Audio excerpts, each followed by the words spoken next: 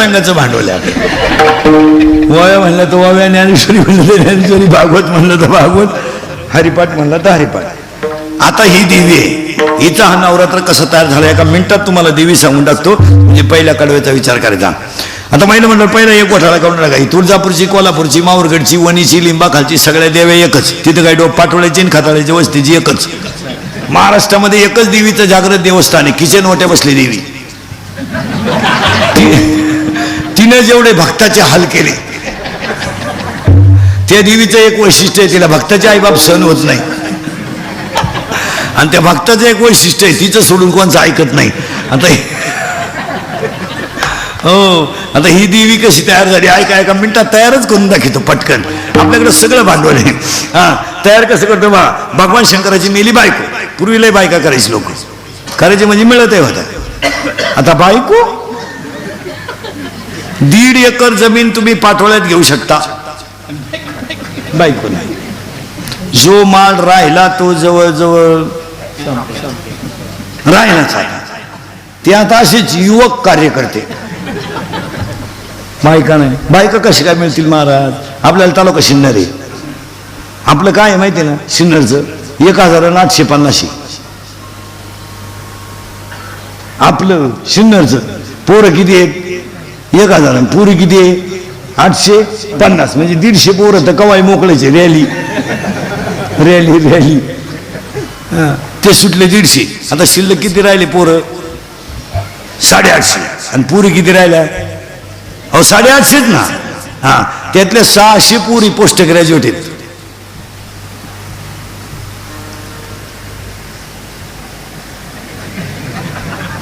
आणि 200 पोरं 12वी नापास आहेत. 100 पुरी 10वी 12वी, बाकी सगळ्या क्लास 1 पुरी. मग आता पोरगी तहसीलदार आहे, त्या मापात पोरगा आहे का तुमच्या आख्या गावात? नाही. मग तुमच्याकडे नवरदेव आहेत कोणता? तुम्ही आता एकच सीझन आहे महाराज. पोरांनो पाया पडतो, पुढच्या वर्षी 2020ला लग्न नाहीत. 2020 साली लग्न तिथी नाही ते पुढच्या वर्षी. का नाही माहिती आहे? शुक्राचा असतंय ना, अधिक महिना आहे, 25च तिथी आहे पुढच्या वर्षी. अजून 2 महिने लग्न आहे. जेवढे जमतील येतील त्याला हा म्हणा. इडी बैरी मुखी भले पहिले तिला 2 पोरं चालतील. मग आता काय सांगता. आणि एवढा सीझन गेला ना तुम्ही जवळजवळ. आणि हा भ्रम डोक्यातून काढून टाका बा. नोकरीवाल्यालाच लोक मुली देतात. आता तेही दिवस राहिले नाही. आता लोक म्हणतात नोकरीला आहे, पण नोकरी किती दिवसाची आहे. आता नाही, आता ते दिवस गेले. आता एकच पर्याय लग्न न झालेल्या पोरांना, मोबाईलच्या स्क्रीनला कोणता तरी फोटो ठेवणे, झोपायच्या टायमाला पाहणे, झोपणे. नाही झोप आली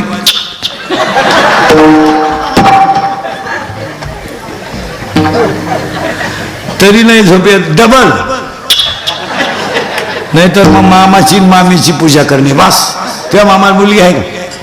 नाही. तू झाला गोसाई. तुझ्या मामाला आहे का रे मुलगी? ए बऱ्या, ए मामाला मुलगी आहे का? तुला ना आहे का? आहे का? एकच आहे का? आणि तुम्ही भाऊ किती आहे? 2 आहे का? जो जास्त प्रयत्न करील तोच गड काबीज करील. हे बऱ्या, तुझ्या मामाला मुलगी आहे का? ए मामाला मुलगी आहे का? नाही का? मामाच लगीन झालं नाही. मामाच मोकळा येतो. तुझ्या मामाला आहे का? अरे मुलगी आहे का मामाला? नाही. तुझ्या किती आहे? एक. तुला भाऊ? अजून एक भाऊ आहे. एक का होईना पण दुश्मन आहेच ना तुझ्या मामाला रे. हे बऱ्या, नाही तुम्ही टाकली तुझ्या मामाला 3.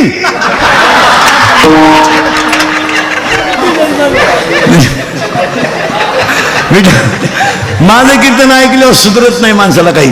एकटाच हसतो घरी गेलो 2-3 दिवस. चला थोडं पुढं. तुम्ही पुढं जायचंच कवा. शंकराची मेली बायको. इथं होतो आपण, तुम्ही काय काळजी करायची नाही. ते काही रडलं बिडलं नाही, टीव्हीला पट्टी बिट्टी नाही दिली, काय नाही दिली, काय नाही दिली, काय नाही दिली. त्यानं भजनच सुरू केलं रामाचं, कारण पट्ट्या भजन कोणचं करतो, बस शंकर गुतले भजनात. माणसं मारायची झाली बंद, माणसंच मारणार. मग वर माणसं जाईना ना शंकर भजनात गुतल्यामुळं. मग वरच्यानी मिटिंग घेतली, खालून माणसं वर येईन का. मग खालचे म्हणले बा, वरचे म्हणले बा शंकर गुतलाय भजनात, आणि जिथं भजन चालतं तिथं या मला जाता येत न जावे तयाच्या. मग म्हणले आता काय करा, शंकराला द्या बायको करून. हे म्हणले शंकराला बायको करून देता येईल भाऊ, पण उठवाय कोण जाईल. जो गेला तो अजून गावात आला नाही, कोण गाठ घेईल. मग हे आले शंकराकडून, शंकराला हलवलं. शंकर म्हणले बोला. हे म्हणले आपलं काय म्हणणं नाही भाऊ, यांच्या संग आलोय. मी म्हणले तुम्ही बायको करावा अशी आमची इच्छा आहे. शंकर म्हणले मी बायको करायला नाही म्हणलो का बाबा, पण मला बायको द्यायला उठलाय कोण. कोणचे दिवस फिरली नवरदेव. पूर्वी असा नियम होता महिला मंडळ, मुलीचं लग्न बापानं जमवायचं, आणि ज्या घरात बाप देईल त्याच घरात मुलीनं नांदायचं, असा नियम होता. आता पुरीचं लग्न बापाला व्हॉट्सअपला माहिती झालं, त्याला गुड्डी गेली का काय. तिच्याही म्हणली गुड्डी सारखी दिसते, नाही नाही गुड्डीची गुड्डीची. आता काय झालं, पुरींनी थोडासा बुद्धीचा वापर केला, आणि काल इतका वाईट आला महाराज. 2-3 गोष्टी समाजात इतक्या वाईट झाल्यात. मुलीला संरक्षण राहिलं नाही. एक, मुलगी एकटी घरी ठेवण्याचे सुद्धा दिवस राहिले नाही. मुलगी 10वीला जर गेली तर शाळेतून येईपर्यंत तिच्या आईबापाला चिंता आहे. पुरीला त्याची चिंता नाही, तो भाग वेगळा, तो भाग वेगळा. पण आईबापांना मुलगी जर शाळेत गेली तर घरी येईपर्यंत धाकाचे. काय मत आहे तुमचं. इतकं वाईट वातावरण झालं, इतकं वाईट महाराज. काही काही लोक ह्या मुद्द्यावर आलेत का बा मला मुलगी शिकवायची नाही. तो मुद्दा काही दृष्टीने पाहिला तर, कारण गावांमध्ये सांड पोरांची संख्या इतकी जास्त झाली महाराज का त्यांनी पार गावांची इशीला टांगली. बरं पुरीनी इतक्या लाजा सोडल्या त्या 2-4 वर्षात. पुरी चांगल्या पोरानं प्रेमच करीन हो. भंगार भंगार एकदम भंगरी. बरं पुरींना एवढंही काही वाटत नाही बा, पुरीने प्रेम करू नये ह्या मताचा मी नाही. असे हलकट विचार नाही आपले. व तुम्ही पळून जाऊ नये, फाशी म्हणजे पळून जाऊ नये, कुणाचा हात धरून जाऊ नये, इतके हलकट विचार नाही आपले. कारण मला गॅरंटी तुम्ही माझं ऐकू शकत नाही. तुम्ही जी झक मारायची ती मारणार, कारण मी किती बोललो तरी तुम्हाला त्याची लाज नाही. पण एकच वाक्य सांगतो, आता आठवलं म्हणून सांगतो. पुरीनो 100% पुरी इंदुरीकरला शिवाय द्यायचे बा. इंदुरीकरला काय करायचं, आम्ही कशी भांग पाडून, कशी कपडे घालून, कोणाचा हात धरून जाऊ. जा तुम्ही, फक्त माझ्या एका प्रश्नाचं उत्तर द्या, लगेच जा. आज जा, दुपारी मॅसेज टाका, जा. फक्त पोरीनं तुमच्या बापानं असं आयुष्यात काय पाप केलं होतं का त्या बापाची मान तुम्ही समाजात कायमची खाली घातली, एवढं उत्तर द्या. जा. त्यानं काय केलं बा आयुष्यामध्ये, त्यानं फक्त हाताला चांगलं घड्याळ घातलं नाही, बनियन मारलं तर पलटी करून घातलं, बनियन तुटलं तर त्यानं गाठ मारली, बायकोच्या गळ्यातले दागिने मोडले, त्याच्या नशिबी अपमान आला. याच्यापेक्षा त्यानं चूक काय केली ती सांगा मला. अरे त्याला जर पाहुण्याने बोलवलं तर त्याला वर मान काढायला जागा राहिली नाही का, कोणत्या कार्यक्रमात गेलं तर त्याला वर पाहायला जागा राहिली नाही, त्याची मान समाजामध्ये कायमची खाली झाली. फक्त त्यानं चूक काय केली ते एवढं सांगा. काय चूक होती त्याची. बनियन मारलं तर त्यानं पलटी करून घातलं, बनियन तुटलं तर त्यानं गाठ मारली, बायकोच्या गळ्यातले दागिने मोडून त्यानं तुम्हाला मोठं केलं. त्याची काय चूक झाली, काय चूक काय झाली. त्याला 4 पाहुणे त्यानं वर पाहायचं नाही, 4 मित्र त्यानं खाली पाहायचं, त्यानं गावात नीट वर पाहून काय चूक केली ती त्यानं. अरे तुमचा जन्म नव्हता झाला पोरीनं, तुमचा जन्म सुद्धा नव्हता झाला. तर शेतकऱ्याची बाई वाईली निघली ना महिला मंडळ, 9वार साडीतली आई सांगल, पूर्वी वाटे वाईला निघाले येत काय होतं, एक बाजरीचं पोतं 2 शेळ्या. काय होतं, एक बाजरीचं पोतं 2 शेळ्या. अरे तुमच्या आईनं डोक्यावर दगड वाहिली पोरीनो, आणि तुमच्या बापानं पायानं घाल केला. लोक बैल देत होते, पण माणुसकी संपली असती, त्यांनी कुठाळच केला असतं. आमच्या जेव्हा घर झालं म्हणले असते, ती बाई म्हणायची नाही मी उन्हाच्या पारी झोपून राहील, पण सावली झाल्यावर घराचं काम. त्या आईनं डोक्यावर दगड वाहिली, पायानं घाल केला पोरीनं, तुमचं त्याने घर बांधलं, आणि तुमचा जन्म झाला ना पोरीनं जन्म, तर तुमचा बाप 15 मिनिटं एकटा हसत होता नुसता. हसत का हसत होता माहिती का? त्याच्या आईने त्याला सांगितलं होतं तुला जर मुलगी झाली ना तू नशिबवान असशील. त्याला आईची आठवण आली. हसला तो 15 मिनिटं हसत होता. तुम्ही 1.5 महिन्याचा होता पूर्ण अशा इतक्याच होत्या. तुम्ही आता शहाण्या झाल्या रे. आता हे पोपन देवयानी भांग आणले तर आता चला वयोद्यातले कपडे आणले. आता तुम्ही भावाला तवानी वागायला लागले आणि बापांच्या माना कचा कचा कापून टाकल्या. तुम्ही आता शहाण्या झाल्या. नाही काय भेज आहे तुम्हाला? काय भेजे? आता ही 10वी 12वीची कॉलेजची जाणारी टुरटूर ही आता ही अवलाद वळवळ करती. यांची काय गव्हर्नमेंट बिगर बापाची इस्टेट कमवून जगायची. सोडा करण जागा बरं महिनाभर बाहेर. मी 12 महिने सांभाळायचो तुला. तू फक्त 1 महिना बाहेर काढ. 11 महिने मी सांभाळायचो तुला. काढ बरं.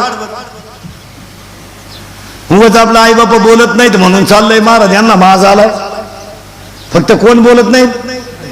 आई बाप. जाऊ द्या बाई. आईनं झक मारायची तिनं म्हणायची त्याला बोलत नका जाऊ तो काही करील. लोकांची लेकरं नाही का फाशा घ्यायला लागले. आपल्यानं जर घेतलं तर काय होईल? हे आईचे कान फडा आणले पाहिजे. घेऊ दे ना पोरांना औषध. कुठे इकत आणायला वस्तू होईल परत. तो घरातून निघून जाईल. जाऊ दे गेला तर करू प्रयत्न परत. हा हसण्यावर नेऊ नका.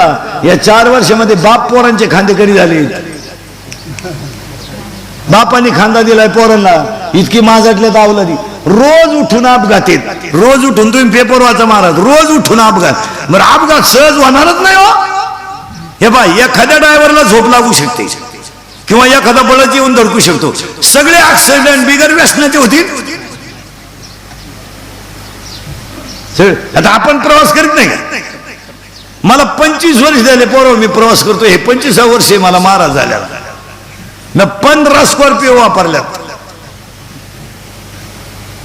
मी 11 महिन्यात गाडी बदलतोय. 11 महिन्यात. 12 महिने ठूत सुद्धा नाही. 11 महिन्यातच वाजत होती ती. रात्री होती इंदापूरला. आता आली इथं.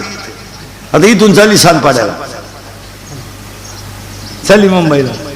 उद्या चालली दुसरीकडे. हलक्या हाती 3 करतो रोज रोज. मी काही सीझन मधला बुवा नाहीये. हे बा सप्ताह बसला बाबा झाला. कसाही महिना निघू 80 85 80 85. 80ला तर दगडा आपका भ्याव नाही. महिन्याला 80 तर आहेच. जेव्हा 60 असतील तेव्हा हाफ सीझन. मग केस कमी आहेत अंगाची. एवढी गावं पाहिलीत म्या. हे आरामीला फुकट मिळाल्यामुळे उता आलाय नाही तर यांची काय ताप आहे काय मध्ये तुमचं? यांना घर आयते मिळाले. आयती मिळाली. बाजू घेणारी आई मूर्खासारखी पोराची बाजू किती. अरे केरळवरून एवढं एवढं पोर आलंय आपल्याकडं. पेट्रोल पंपाच्या शेजारी त्या फळकटावर झोपत आहे. त्यांनी गुंठाभर जमीन घेतली हायवेला.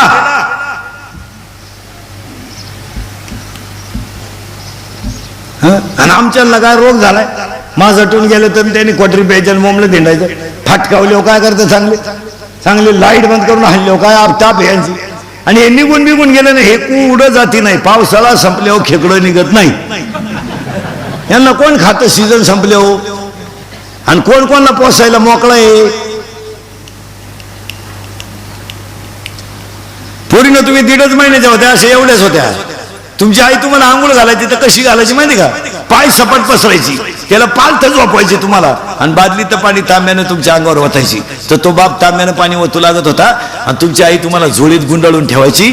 आणि फडक्यात गुंडाळून झोळीत ठेवायची. तो तुमचा बाप झोका देत होता. तुम्ही बोलायला लागलं तर तुमचा बाप बोबडा बोलायचा. तुम्ही चालायला लागलं तर वाकून चालायचा. आणि तुम्ही रडायला लागलं तर खाली गुडघे टेकवायचा. आणि हात खाली टेकून घरात घोडा व्हायचा. घोडा व्हायचा आणि तुम्ही शिकायचं. आणि तुम्ही त्याची इज्जत येशील टांगली म्हणून आमचं 10वीलाच ठरलं. आमचं 12वीच ठरलं. मी त्याची नाही तर कोणचीच नाही. उद्या लग्न ना आदल्या दिवशी पोर पडून जाते म्हणजे किती बिनडोकपणा आहे. तुम्ही पडून जाऊ नये ह्या मताचा मी नाही. अहो एक पोरगी तर मागच्या महिन्यात अशी गेली महाराज. रविवारी लग्न झालं.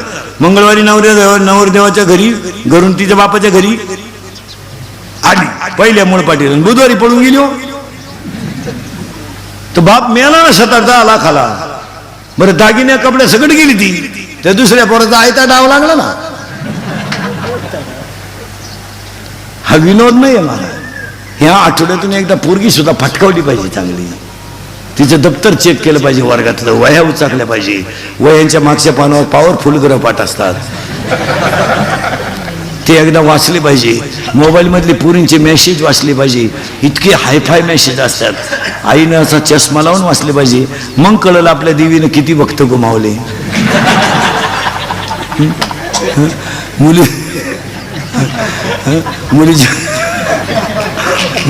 मुलीच्या मोबाईल मधला बॅलन्स पाहिला पाहिजे.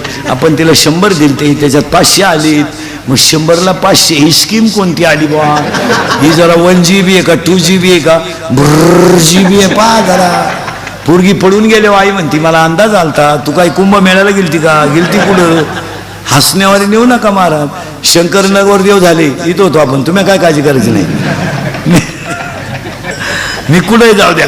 शंकरानं बायको पाहिली, पण बायको पाहताना 4 गोष्टी पाहाव्या लागतात. घ्या लिहून आता. लग्न न झालेली पोरं तुमच्या ध्यानात येणार नाही, पण सांगून ठेवतो. बायकोच्या नाकाचा शेंडा सणसणीत असावा बायको पाहताना. नाही तर बायको इतकी स्मार्ट.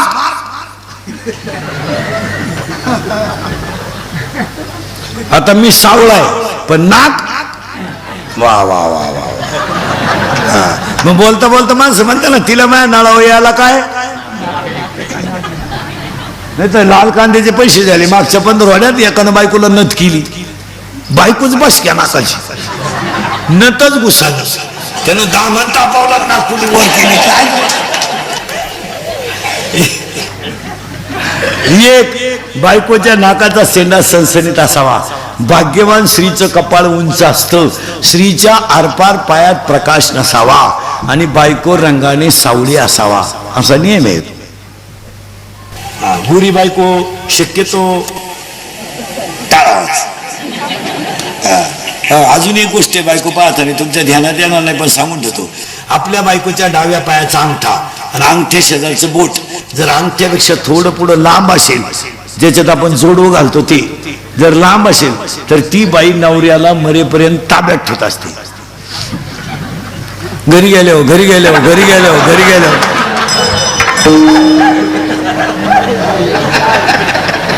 तुम्ही का लगेच पाय लगेच पाय सुरुवात केली. म्हणणं बापाचं बाप नाही शब्दाच्या पुढे जात नाही. काय शंकर नवरदेव झाले, लग्न मंडपात आले महिला मंडळ आणि आली ना वर वावळायची पाळी. वर कोण ओळी? ती नवरीची आत्या. टीप घेऊन आली. टीप दुसऱ्याचं नाव खोडून. टीप म्हणजे पाण्याची टाकी. पण तिला काय माहित नव्हतं नवरदेवाच्या गळ्यात काय साप. तिने गंधात बोट बुडवलं आणि वर हात केला. गळ्यातल्या बाबांना फणा काढला. नवरीची मावळण जाग्यावर मेली. त्याच लुगड्यावर गेली आणि लागलं ना लग्न ह्या बाईचं. तुम्ही म्हणा लग्न लावलं शंकराचं खंडोबाचं कुठून काढलं? शंकरच खंडोबा. शंकरच खंडोबा. हे खंडोबा भैरवबाई हे देव सगळे भगवान शंकर आहे. पार्वतीचं झालं लग्न. नवऱ्याच्या घरी बापाच्या घरी मांडला यज्ञ. पार्वतीचा झाला अपमान.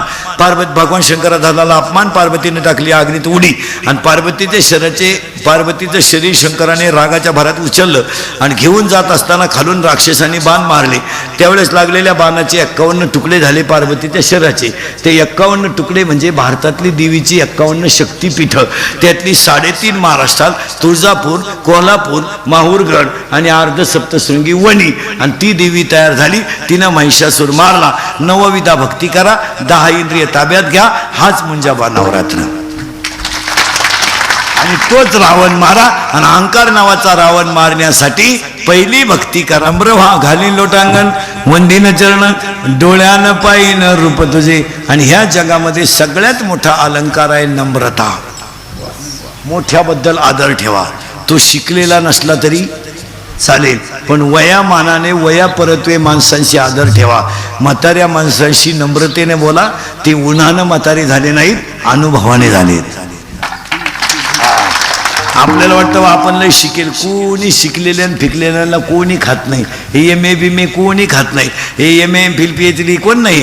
हे MA MPhil PhD हे कोण खातं? हे MA MPhil PhD DHM LLB DED BEd junior KG senior KG higher KG lower KG MBA DEd आणि BEd आणि आर्ट अँड कॉमर्स आणि सायन्स आणि FYN MTech BTech DRN diploma turner आणि fitter आणि welder mechanical engineer political engineer आणि MPSC UPSC NET आणि शेटर pharmacy ICT NAGRIN DRN डिप्लोमा MBA BN हृदयरोग तज्ञ, गुडघा तज्ञ, फुफ्फुस तज्ञ, बाळरोग तज्ञ, नेत्ररोग तज्ञ, त्वचारोग तज्ञ.